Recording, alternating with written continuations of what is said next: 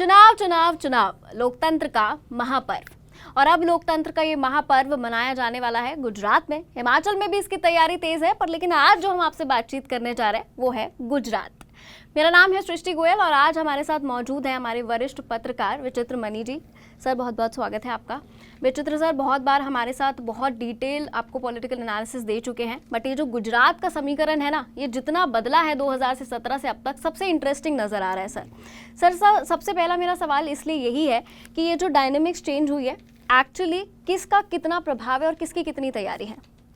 देखिए, ये बदलाव, इसको दो तीन पहलू इसके समझिए। पहली बात तो ये है कि अब तक इससे पहले कम से कम पिछले 27 वर्षों में, वहाँ पर 27 वर्षों में या उससे और भी पहले चलिए तो सिर्फ दो ही दल थे, एक बीजेपी थी और एक कांग्रेस थी। उससे थोड़ा और पहले चलेंगे तो कांग्रेस थी और जनता पार्टी थी जो बाद में जनता दल बनी। लेकिन इस बार त्रिकोणीय है। कहने को ओवैसी भी लड़ रहे हैं, लेकिन ओवैसी की भूमिका ये माना जा रहा है कि मुस्लिम वोट काटने से ज़्यादा नहीं, लेकिन परसेप्शन ऐसा बना है कि आम आदमी पार्टी एक तीसरा कंटेंडर है। वहाँ पर बीजेपी है जो पावर में है, कांग्रेस है जो हमेशा उसके साथ पावर के लिए स्ट्राइव कर रही है, कोशिश कर रही है लगातार, लेकिन हमेशा हारती है। पिछली बार कुछ जोरदार टक्कर जरूर हुई थी, लेकिन इस बार आम आदमी पार्टी भी जुड़ गई है। इस चुनाव में दूसरा पहलू ये है कि बीजेपी की तरफ से लगभग ये साफ हो गया है कि उसके मुख्यमंत्री अगर बीजेपी पावर में आती है तो भूपेंद्र पटेल होंगे। ये बात इसलिए भी साफ हो गई कि बीजेपी के दूसरे सबसे बड़े नेता अमित शाह ने हमारे ही ग्रुप के वीपी अस्मिता को एक इंटरव्यू दिया था। उसमें पूछा गया कि मुख्यमंत्री कौन होगा, तो बोले कि भूपेंद्र पटेल के नेतृत्व में लड़ रहे हैं, चेहरा वही है। दूसरी तरफ आम आदमी पार्टी ने भी, जैसा उसने गुजरात में किया था कि मुख्यमंत्री कौन होगा, इसके लिए उसने माफ़ कीजिएगा, हाँ, पंजाब में हुआ था कि मुख्यमंत्री कौन होगा, पब्लिक से राय ली, जिसमें भगवंत मान को लोगों ने कहा, फिर उसने भगवंत मान के नाम पर चुनाव लड़ा। यहाँ पर भी वही बात हुई है कि उन्होंने ऐसे ही किया और फिर ईसुदान गढ़वी जी को इनका नाम आ गया। तीसरे इसमें एक पार्टी और भी है, कांग्रेस। लेकिन कांग्रेस के पास कोई दिशा दशा नहीं आ है। वो ये समझ में नहीं आ रहा है कि वो चुनाव के बाद कुछ करेगी, चुनाव से पहले कुछ करेगी, या चुनाव लड़ना कुछ उसी तरह से है जैसे होली आई आओ रस्म अदाई कर लें कि गले मिलने, उस टाइप की, उस तरह की बात है। ये एक है कि तीनों पार्टियों का अपने चुनाव को लड़ने को लेकर फोकस किया है। जी ठीक है सर, ये तो मतलब हम इस पे भी ज़रूर बात करेंगे कि कांग्रेस की क्या तैयारी है, बट ये जैसा आपने अभी एक जिक्र किया कि ओवैसी का काम सिर्फ मुस्लिम वोट काटने का, तो ये बड़ी चर्चा है गुजरात में कि आम आदमी पार्टी बी पार्टी है, या आम आदमी पार्टी कांग्रेस का वोट काटने आ रही है, या ओवैसी वोट काटने आ रहे हैं। तो एक्चुअली कौन किसके वोट काट रहा है और किसका ये एक्चुअली वोट है किसका? देखिए, लोकतंत्र में हर कोई स्वतंत्र है चुनाव लड़ने के लिए, तो कायदे से हमें तो ये नहीं कहना चाहिए कि कौन किसका वोट काटने के लिए लड़ रहा है। अगर वो कह रहा है कि हम जीतने के लिए लड़ रहे हैं तो अच्छी बात है, लेकिन ऐसा होता नहीं। अब एक चीज़ देखिए, ओवैसी से पहले आम आदमी पार्टी को देखिए।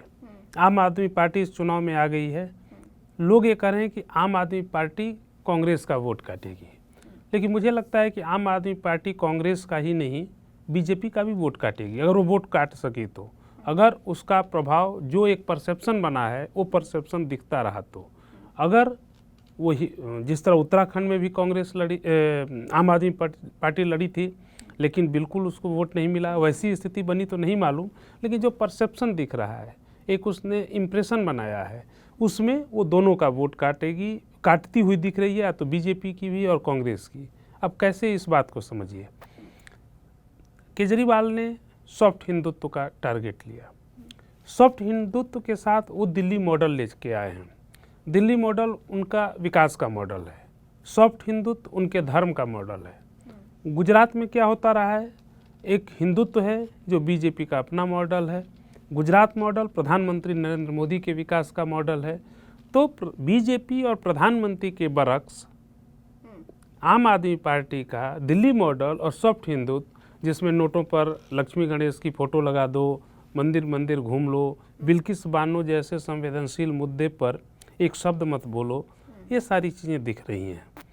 तीसरी चीज़ इसमें ये है कि इसने केजरीवाल ने इस बार गढ़वी को उम्मीदवार उतारा, मुख्यमंत्री पद का दावेदार बनाया। उसकी पार्टी में नाराज़गी भी हुई। इंद्रनील राजगुरु जैसे लोग जो पुराने पॉलिटिशियन हैं, जो कांग्रेस में थे, वो फिर वापस चले गए। इसमें समझिए कि गढ़वी गुजरात में जातिगत जो समीकरण है उसमें बहुत खास नहीं टिकते। इसको थोड़ा सा विस्तार से समझिए कि गढ़वी जो जाति होती है वो एक किस्म का जो भांट जैसी जातियां होती हैं, जो राजाओं महाराजाओं के यहाँ प्रशस्त गान गाती थी, बिरुदावली गाती थी, उस तरह की है, जिनकी आबादी मुश्किल से 1% होगा, उसी के लगभग में होगा, ज़्यादा उनकी आबादी नहीं है।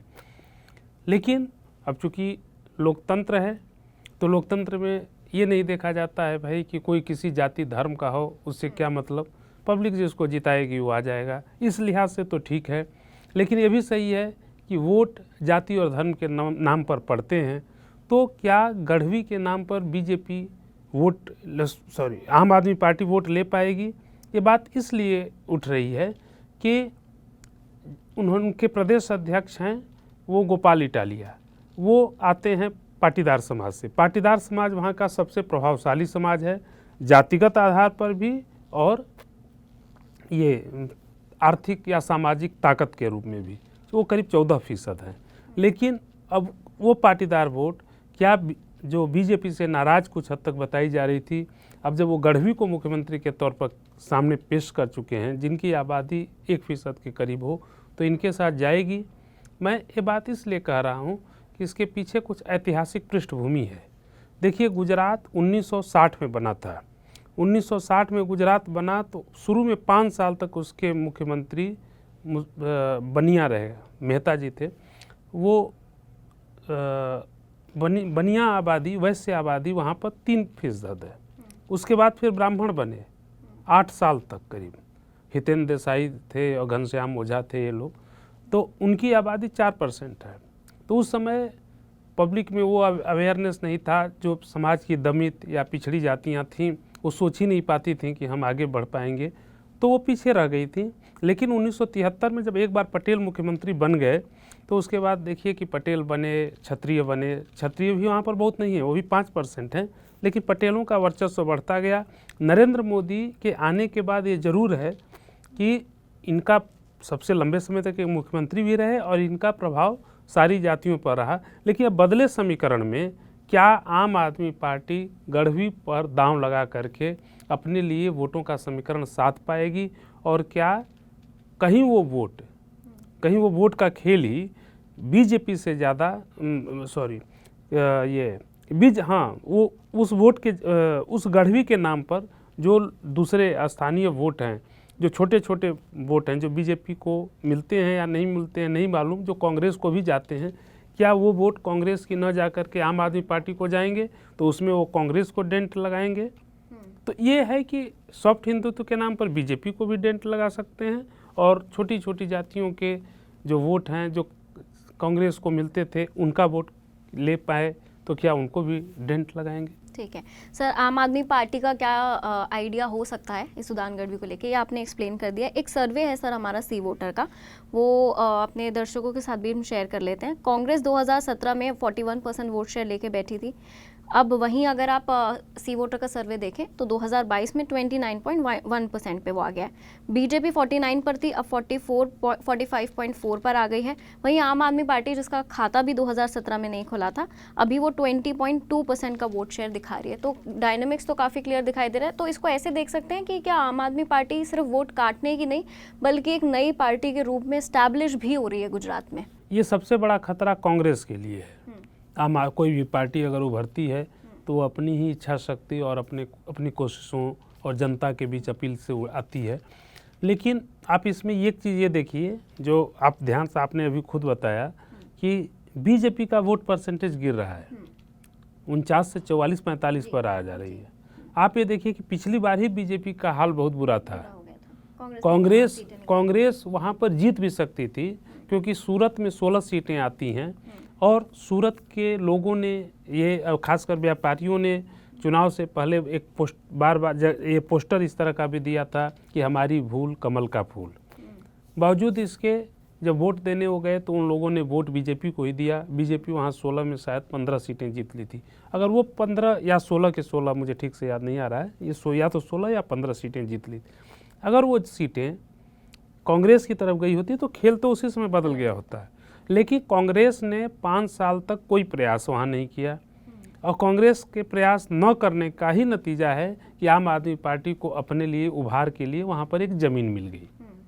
ये इस चीज़ को आप इस बात से समझिए, इस सर्वे को। सर, आपकी बात से दो चीज़ें एक बहुत क्लियर निकल कर आ रही है। एक तो ये कि कांग्रेस का माइंडसेट नहीं दिखाई दे रहा। आप देखिए, भारत जोड़ो यात्रा पे निकले हैं राहुल गांधी, पर लेकिन गुजरात जैसे बड़े स्टेट में चुनाव है, और गुजरात में आपने नहीं सोचा कि हम या तो रूट अपना इस तरीके से डेवलप करते, क्योंकि ये तो पहले से पता है कि दिसंबर में गुजरात में चुनाव होने हैं, हिमाचल में चुनाव होने हैं। तो कहीं स्ट्रैटेजी वीक है कांग्रेस की, या लाइटली ले रहे हैं इलेक्शंस को? आपने अभी कहा भी कि होली के त्यौहार की तरह मना रहे हैं, तो कांग्रेस का क्या या तो सीधा लक्ष्य 2024 लेके चल रहे हैं, बट क्या ये विधानसभा चुनाव उनके लिए ज़रूरी नहीं होने चाहिए?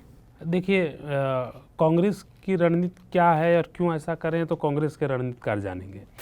लेकिन एक पत्रकार के रूप में मुझको ये बात साफ समझ में आती है कि कांग्रेस ने एक किस्म का कहा जाए तो बहुत बचकाना काम किया, जो कि गुजरात चुनाव पर उसका फोकस नहीं दिखता।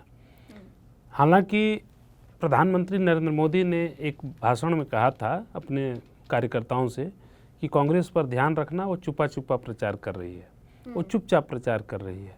इससे कांग्रेस वाले बड़े उत्साहित हो गए थे, लेकिन उनको ये नहीं पता कि कई बार नरेंद्र मोदी भरमाने के लिए भी बातें इधर से उधर कर देते हैं। कांग्रेस का नेतृत्व जरूर कमज़ोर दिखता है, और मैं इसलिए कह रहा हूँ कि इस समय गुजरात में बेचैनी है। वो बेचैनी चाहे वो मोरबी का मुद्दा हो, मोरबी का पुल टूट जाना महज एक पुल का टूट जाना नहीं है, वो भ्रष्टाचार के पुल का बेनकाब होना है। वहाँ पर जो लोग नदी में डूब करके मर गए, जो भी 136 लोगों का आंकड़ा आया था, वो सिर्फ 36 लोगों का मर जाना नहीं है, वो ये बताता है कि प्रशासन और जिस तरह से उसका जो कंपनी का मालिक है जिसने वो पुल बनाया था, पुल का जिसको रखरखाव का जिम्मा मिला था, उस पर अब तक कार्रवाई न होना ये बताता है कि सरकार, वहाँ की जो गुजरात की सरकार है, वो गुजरात की जनता के खिलाफ ही बगावत पर उतर आई है। उसे जनता नाराज़ है या खुश है, इसका प्रभाव नहीं पड़ रहा है। इसका कारण इसलिए ये भी हो सकता है कि उसको लगता है कि आखिर हम नहीं तो कौन। बीजेपी को ये बात लग रही होगी कि हम नहीं हैं तो फिर यहाँ कौन है, क्योंकि हमारे पास यहाँ शासन है, हमारे पास प्रधानमंत्री नरेंद्र मोदी जैसा नाम और चेहरा है, हमारे पास अमित शाह जैसे बड़े रणनीतिज्ञ हैं, और हमारे पास कांग्रेस जैसी जो बिल्कुल प्रयास नहीं करती, एक निरर्थक किस्म की पार्टी है, जो कि विपक्ष की अपनी भूमिका का कोई निर्वाह नहीं किया उसने। राहुल गांधी ने पिछले दिन कहा था कि हम इस पर पॉलिटिक्स नहीं करना चाहते, लेकिन पॉलिटिक्स आप न करिए का मतलब ये नहीं हुआ कि आप उस सवाल को न उठाइए। वो सवाल आप ठीक है कि आप इस तरह से उसको व्यंग में मत ले जाइए, उससे खुश मत होइए कि सरकार नपेगी, लेकिन ये ज़रूरी है कि आप सरकार पर सवाल उठाते। अगर उसी तरह से जो बिल्किस बानो का सवाल था, ये ठीक है कि बिल्किस बानो पर केजरीवाल जैसे लोग भी चुप हो गए, इसलिए सब लोग चुप हो जाते हैं कि कहीं हिंदू मुसलमान होगा, हिंदू वोट ये न हो जाए। लेकिन अगर आप राजनीति में हैं और अगर साहसिक राजनीति करते हैं तो ये आपकी ज़रूरी है कि बिल्किस बानो का आप एक मुसलमान के रूप में नहीं, एक महिला के रूप में देखें, और ये देखें कि जिस महिला, गर्भवती महिला को बच्चा जो है गर्भ में उसके साथ सामूहिक बलात्कार होता है, उसके सामने 3 साल की बच्ची को मार दिया जाता है, क्या वहाँ पर भी आप सिर्फ इसलिए चुप हो जाएंगे कि कहीं हमारा वोट न हो जाए? हो सकता है कि आपको लग रहा है कि हिंदू वोट लामबंद हो जाए, लेकिन क्या वहाँ पर जो 90% हिंदू हैं उनमें प्रेम, करुणा, ममता नहीं है? वो आपका साथ नहीं देंगे? वो आपका साथ दे सकते हैं। हर कोई दंगाई नहीं होता, दंगाई मुश्किल से 1% भी लोग नहीं होते हैं। पूरे 6 करोड़ 8 करोड़, अगर 6 करोड़ 7 करोड़ अगर आबादी है गुजरात की, तो उसमें से मुश्किल से 500-600 लोग होंगे। कितने होते हैं वो? लेकिन हम हमारे नेताओं का बौनापन इतना बड़ा है कि वो इतना विशाल हृदय नहीं दिखा पाते या इतना साहस नहीं दिखा पाते कि उस मुद्दे पर लड़े। बिल्किस बानो अपने आप में एक मुद्दा है। तीसरी चीज़ है महंगाई, गरीबी जैसी ज़रूरत की चीज़ें हैं, उन सवालों पर कांग्रेस अगर लड़ती, क्योंकि आम आदमी पार्टी जितना भी भाव दे, जितना भी उसको मीडिया में प्रोजेक्ट किया जा रहा हो, लेकिन ज़मीनी वास्तविकता ये है कि अभी भी ज़मीन पर विरोध में जो बीजेपी के खिलाफ में, उनको ये लगता है कि कांग्रेस के पास ही एक फोर्स है, कांग्रेस के पास जनाधार है, हर गांव में कांग्रेस के लोग हैं, लेकिन कांग्रेस खुद उस ज़मीन को स्वयं खोती हुई नजर आ रही है। सर, हमने कांग्रेस की बात की, आम आदमी पार्टी की बात की, अभी आप बात कर रहे थे कि जो मुस्लिम आबादी है, ये नहीं है कि आप दंगाई के पर्सपेक्टिव से सोचो, आपको स्टैंड लेने के बारे में सोचना चाहिए। कहीं ना कहीं एक एम फैक्टर में मोदी और मुस्लिम फैक्टर भी नज़र आता है। हम देख रहे हैं कि स्पेशली गोधरा में जो वहाँ के एमएलए हैं, उन्होंने भी 2017 में बीजेपी ज्वाइन कर लिया, लगातार वो कांग्रेस से जीतते आए थे उसके बावजूद। तो कहीं ना कहीं ऐसा है कि अब गुजरात में जो मुसलमान हैं, उनका जो अट्रैक्शन था वो मोदी की तरफ मुड़ा और वो भी है, उस हक में जा रहा है वो वोट। देखिए, जो गैर बीजेपी पार्टियां हैं, एक तरह से देखा जाए तो इस देश में मुसलमानों को वो टेकन फॉर ग्रांटेड लेती हैं। हर पार्टी को अब ये लगने लगा है कि बीजेपी से विरोध के नाम पर वो पार्टियां वो मुसलमान हमारे साथ आ जाएंगे, जो भी बीजेपी के विरोध में रहेगा मुसलमान उसके साथ आ जाएंगे। तो वो ये मुसलमानों को के वोट को वो ये मानते हैं कि वो झक मारकर मुझे वोट देने आएगी। तो लेकिन कब तक, मुझे ये नहीं समझ में आता है कि अगर यह देश एक सेक्युलर स्टेट है, संविधान की प्रस्तावना में अगर धर्मनिरपेक्ष लिखा है तो ठीक है, बीजेपी हिंदुत्व की राजनीति करती है, लेकिन जो पार्टियां अपने आप को सेक्युलर राजनीति के पुरोधा करती हैं, आलम्बरदार बनती हैं, क्या ये उन पार्टियों का कर्तव्य नहीं है कि इस बात को उठाएं कि हिंदू हो या मुसलमान हो, किसी के नागरिक अधिकारों का हनन नहीं होगा, और बिल्किस बानो के मामले में अगर उसके नागरिक अधिकारों का हनन हो रहा है तो उस सवाल को उठाए।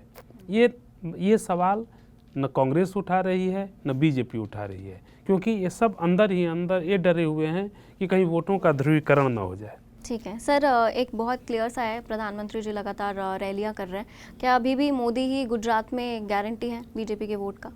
कहीं भी बीजेपी के लिए, चाहे गुजरात हो या हिमाचल, आपने हिमाचल की भी शुरू में बात की, दोनों जगह हैं। एक किसी ने मुझसे कहा कि, मैंने किसी से पूछा हिमाचल प्रदेश के बारे में कि क्या है वहाँ चुनाव की स्थिति, तो उसने कहा कि बीजेपी की स्थिति कोई अच्छी नहीं है, अब मोदी जी बचा लें तो बचा लें। तो प्रधानमंत्री के चेहरे पर ही सारी चीज़ें हैं। वो एक तरह से देखा जाए तो एक व्यक्ति केंद्रित व्यवस्था हो गई है चुनाव प्रचार का पूरा। प्रधानमंत्री की छवि है, उस छवि पर ही गुजरात में भी बीजेपी लड़ रही है। नहीं तो ये जो वोट फीसद का गिरना, कांग्रेस के अपनी निष्क्रियता के बावजूद, 5 साल जिस तरह कांग्रेस निष्क्रिय रही, कांग्रेस के तमाम नेता, जिसमें हार्दिक पटेल जैसे नेता, वो चले गए बीजेपी में, बावजूद इसके बीजेपी का वोट परसेंट अगर गिरता दिख रहा है तो आप सोच सकते हैं कि लोगों में नाराज़गी कितनी है। बावजूद इसके अगर बीजेपी जीतने वाली स्थिति में अपने को देख रही है तो इसलिए देख रही है कि वो प्रधानमंत्री का चेहरा सामने कर देती है और ये दिखाती है कि एक तरफ तो प्रधानमंत्री हैं, उनके सामने कौन है। ये कौन वाला जो प्रश्नवाचक चिन्ह है, इसी प्रश्नवाचक चिन्ह को बीजेपी अपना हथियार बनाकर चुनाव लड़ना चाहती है। ठीक है सर, आखिरी सवाल मेरा यही होगा, तो आपने भी सबके बारे में बताया कि किस पार्टी का कितना प्रभाव इस वक्त गुजरात में नज़र आ रहा है, तो आपके हिसाब से फ़िलहाल आपको कौन सी पार्टी लीड करते हुए दिखाई दे रही है? देखिए, अभी जो दिख रहा है उसमें बीजेपी बढ़त लेती हुई दिख रही है, लेकिन मैं हमेशा एक चीज़ मानता हूँ कि जनता क्या सोच रही है उस पर हमें अपनी तरफ से कोई बहुत सख्त या निर्णायक टिप्पणी नहीं करना चाहिए। इंदिरा गांधी को 1977 में लगा था, उन्होंने जांच खुफिया एजेंसियों से पता कर लिया था, चारों तरफ से अपना सर्वे करा के कि हम चुनाव में जीतेंगे, वो बुरी तरह हार गई। 2004 में कांग्रेस को भी लगा, माफ़ कीजिएगा, बीजेपी को भी लगा था, वाजपेयी जब पीएम थे, कि हम लोग चुनाव जीत रहे हैं, हार गए। तो अभी कुछ नहीं कह सकते, लेकिन जो रुख दिख रहा है उसमें बीजेपी का अपर हैंड है, और वो अपर हैंड बीजेपी का कम, कांग्रेस का हाथ कमज़ोर होने, कांग्रेस का चुनाव चिन्ह हाथ है ही और हाथ बहुत कमज़ोर है, इसलिए बीजेपी का कमल ज़्यादा खिलता नजर आ रहा है। ठीक है, thank you so much sir. अभी विचित्र सर ने आपको ये सारे डायनामिक समझा दिया कि आम आदमी पार्टी का वहाँ क्या रोल है, कांग्रेस का क्या रोल है, मोदी फैक्टर कितना काम कर रहा है और ओवैसी आके कितना किसके वोट काट पाते हैं या क्या नया शुरुआत कर पाते हैं, वो आपको हमने स्टूडियो से बता दिया है। पर लेकिन आपको ये भी बता देते हैं कि एबीपी लाइव की टीम बहुत जल्दी आपको गुजरात की गलियों गलियों तक ले जाएगी। फील्ड में आपके साथ गुजरात की गर्ल्स होंगी और आप एबीपी लाइव को सब्सक्राइब जरूर कर लीजिएगा, क्योंकि हर छोटी छोटी अपडेट, गुजरात की जनता का मूड क्या है, जैसा भी सर ने बताया कि जनता क्या सोच रही है ये कोई कैलकुलेट नहीं कर सकता है, तो आपका डायरेक्ट इंटरेक्शन कराएंगे गुजरात की जनता से। बाकी सर हमारे साथ जुड़े रहेंगे जब तक चुनाव के रिजल्ट नहीं आ जाते हैं, आपके पास एक एक डिटेल्स हम पहुंचाते रहेंगे। चैनल को सब्सक्राइब कर लीजिए, वीडियो अच्छा लगा हो तो वीडियो को लाइक करना, शेयर करना और चैनल पे कमेंट करना बिल्कुल मत भूलिएगा।